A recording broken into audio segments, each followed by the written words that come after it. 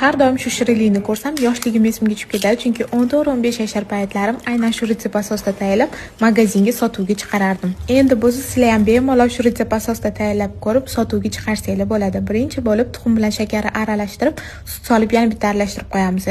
So'ngra xona haroratida erib turgan margarinimizga un bilan razg'ochитель solib, kroshka holatiga keltirib olamiz va videoda ko'rib turgandek tuxumli massamizni hamda yana un solib, yumshoqni xamir qilib olamiz. So'ngra xamirimizni teng 6 ta zuvalachalarga bo'lib, morozilkaga qotirganini qo'yamiz. Yaxshilab qotgandan keyin har bittasini shunaqa ko'rinishda pishirib olamiz. Shu joyida sizlar uchun zo'r layfhak: qo'lda emasda baklashkaga ozgina suv solib baklashkada maydalab chiqsanglar, bir xilda maydalanadi va qo'linglar ham og'rib qolmaydi. Krem uchun ko'pchilik varionoy zgushonka bilan oddiy zgushonkadan qilishadi, lekin men ozgina sariyog'im sovuraman.